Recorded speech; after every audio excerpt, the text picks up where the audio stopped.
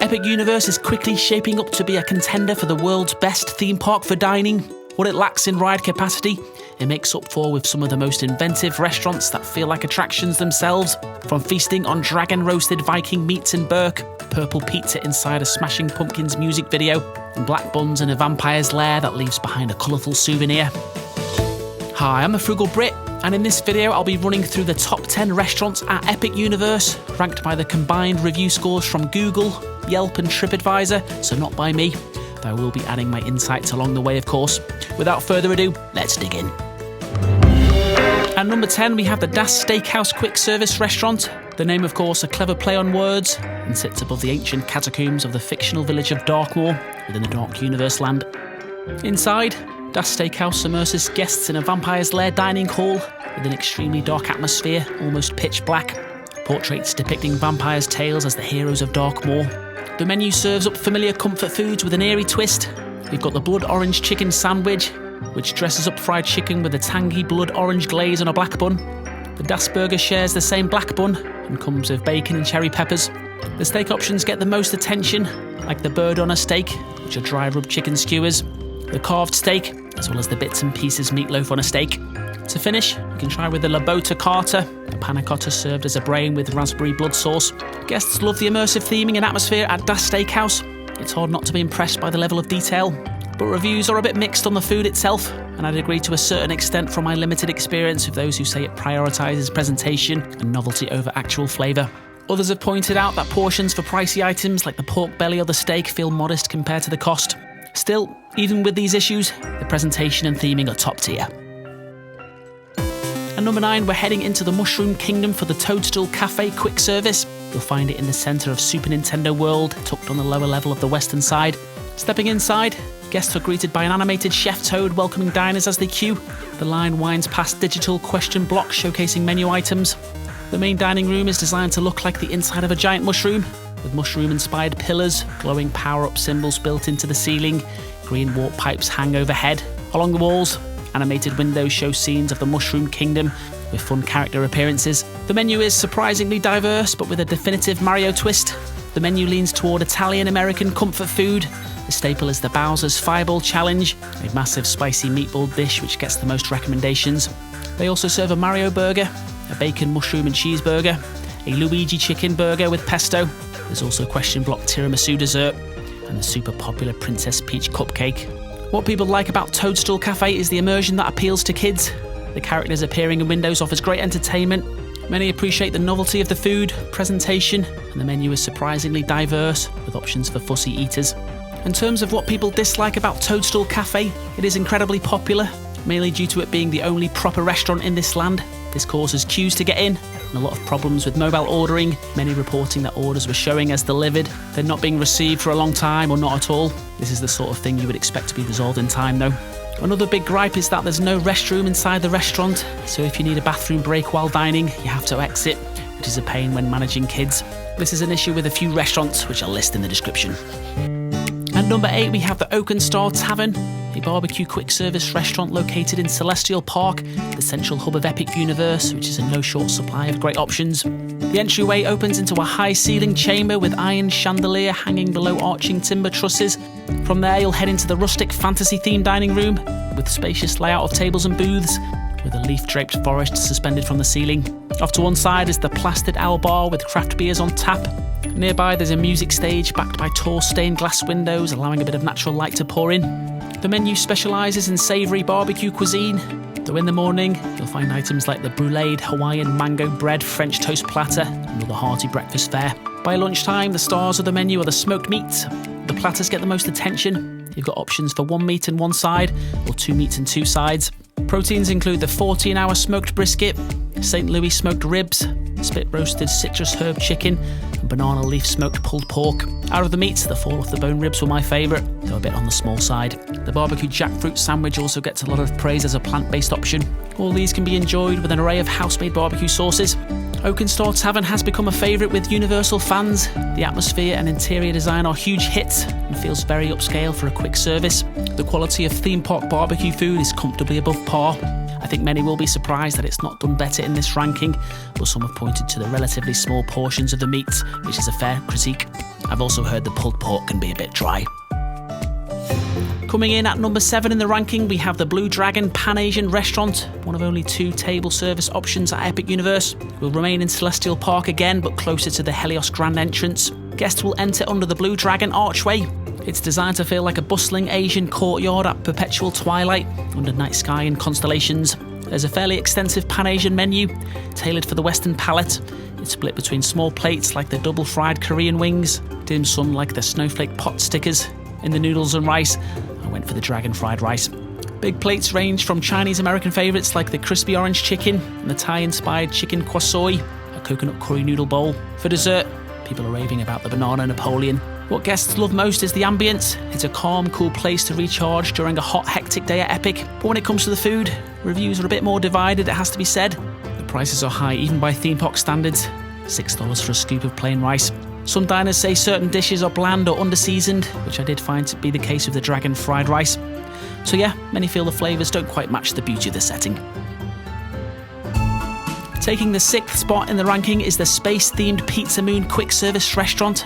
So staying in Celestial Park for the 3rd time in a row, this one near the portal to Super Nintendo World. Pizza Moon leans heavily into a whimsical theatrical style inspired by early cinema and stage productions.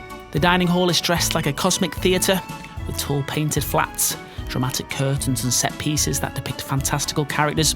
On the far end of the restaurant is the open kitchen, centred by a giant rocket-shaped pizza oven.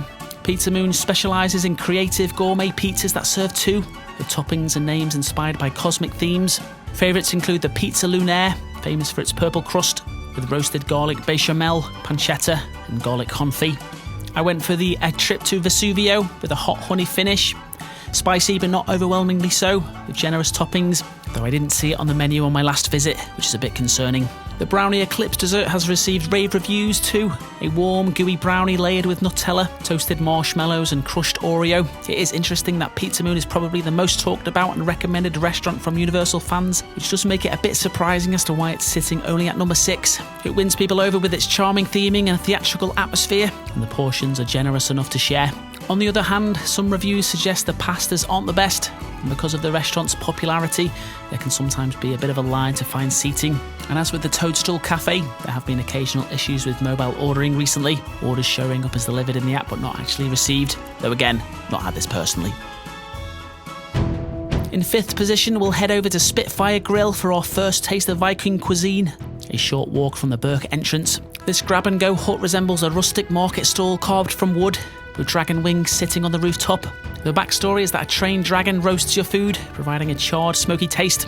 After picking up your mobile order from the computer, you'll head to the open-air seating area built from timber beams and canvas canopies. On one side, the table's back directly onto the fire drill water ride, where you can witness riders glide past, working water cannons whilst you eat. The menu centres on hearty bowl meals. There's grain and rice bowls topped with your choice of flame-grilled protein options. The salmon bowl tends to get the most buzz. The main signature item, which you'll likely have seen all over social media, is the dragon cones.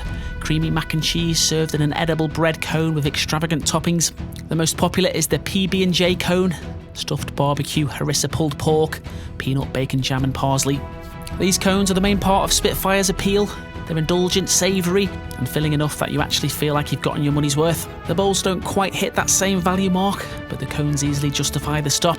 Worth noting that you can also pick these up on the other side of Burke if you're near Hiccup Swing Gliders. The downside of Spitfire Grill is that it can be really tricky finding a table during peak lunch hours, and since it's all outdoors, there's no real relief from the heat with AC. Coming in at number 4 in the ranking is the mysterious Le Goblet Noir quick service restaurant, found in the Wizarding Paris area, hidden under Nicolas Flamel's residence, feeling like a bit of a secret discovery for those exploring the area. You enter into a centuries-old pub, favoured by dark wizards, the decor deliberately rustic and antiquated, with several tavern rooms, dim chandeliers, shelves of old goblets, portraits, and a vaulted wine cellar, with bottles stacked high into the arches.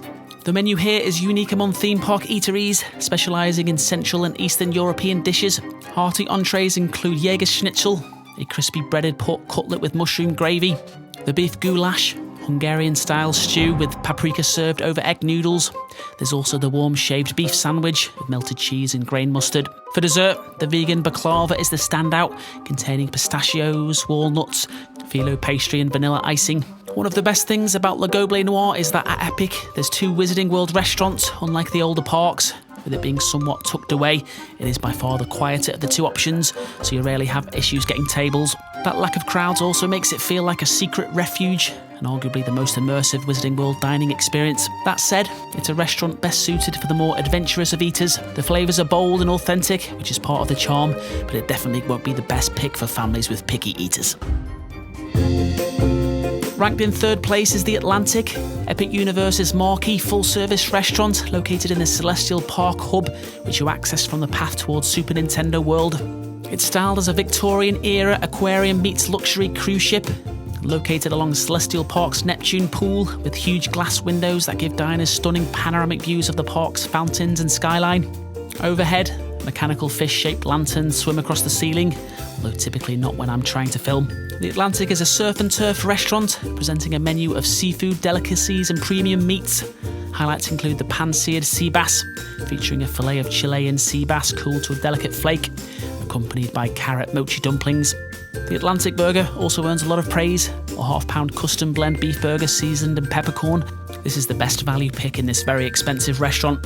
In terms of what people like about the Atlantic, the ambience receives universal acclaim and doesn't feel like a theme park restaurant at all, like dining inside a giant piece of art. It brings upscale culinary standards to Universal Orlando, which has historically been a bit of a weak spot inside the parks. That said, a couple caveats worth noting. Some reviews have remarked that a few dishes lean towards being under-flavoured compared to expectations, and then there's the price point. The Atlantic is easily the most expensive restaurant in Epic, yet the portion sizes definitely don't reflect that. The second best restaurant, according to online reviews sites, is the Mead Hall quick service restaurant. Our second visit to the Isle of Berk. Built directly into the base of Berk's towering mountain peak, the hall is visible as soon as you step through the portal into the land. Its carved rock facade and dragon motifs making it one of the most striking structures at Epic. Inside, the restaurant is designed as a Viking banquet hall with lofty timber beams, dragon carvings and huge wagon wheel chandelier overhead. Mead Hall's cuisine is all about hearty Viking feasts, lots of meat and potatoes. Signature entrees include Gobber and Belcher's turkey wings, 2 oversized roasted turkey wings smothered in a wild barbecue glaze. There's Hooligan's sausage links with the same potatoes, carrots and barbecue sauce. There's the Berserker's meatballs, a plate of Swedish-style meatballs and savoury onion gravy. People love Mead Hall for it being yet another example of Epic Universe's incredible attention to detail. Even though it's technically a quick service restaurant, it looks and feels like a full-scale themed dining experience. The food gets high marks for being well-seasoned, filling, and true to the Viking theme, with decent portion sizes. The communal nature of the long haul and the menu's shareable platters make it especially popular with groups, and staff are happy to help arrange tables together for larger parties. That said, a few reviews I've seen online point out that certain cuts of meat can be a bit dry, and those looking for lighter fare may struggle given the focus on meat and starch. Also, some diners with adventurous tastes may feel that it doesn't quite measure up to the other options, including our next restaurant. Coming in at the very top spot is the Café L'Air de la Sirène quick service restaurant, and for this one, we're headed back to Wizarding Paris. But instead of ducking into a sinister alley, we're headed for the Place Cachet for a Parisian sideway cafe. Inside, you're greeted by a towering display of pastries at the entrance, which leads into elegant dining rooms filled with Art Nouveau murals, warm brass lighting and rich drapery. Alternatively, you can sit in the main dining room with its dark wood panelling, past a counter lined with ornate glassware. The cafe offers a menu of French bistro classics, blending traditional recipes with Wizarding World exclusives. Standout items include the ratatouille baguette with marinated veggies and basil pea stew, quiche Lorraine, a rich egg custard tart with bacon, gruyere and caramelised onion. The most hyped savoury item has to be the hearty turkey, brie and apple baguette sandwich. For dessert, the butterbeer crepe is incredibly popular, filled with butterscotch custard filling and topped with whipped cream and a dusting of cinnamon. In terms of what people think, the cafe tends to impress on nearly all fronts. The ambience is refined and elegant, especially for quick service. Definitely the most sophisticated quick service option here. The food itself generally delivers on both flavour and presentation, with portions that feel reasonable. You can snag a seat outside for a bit of people watching in the Wizarding streets. You won't find many complaints with the cafe, but service here is known to be slower than most other quick service restaurants, partly because much of the food is prepared fresh. In busier times, waits for a table or for certain items like the butterbeer crepe can be lengthy. Many will see this as a fair trade-off for the quality of the meal. Though if you're in a rush, which most people are at Epic, it won't be ideal. And of course, if French cuisine isn't your thing, this probably isn't the stop for you. For those willing to linger, the cafe earns its top spot, magical in setting and far from your typical quick service theme park restaurant. Well, that's it for this one. Thanks for watching. These restaurants are still pretty new, not a lot of data to work from, which will change over time. Do keep this in mind. Let me know your favourites in the comments, and if you're planning a visit soon, don't forget to check out my other Universal videos and subscribe with the bell so you don't miss what's next.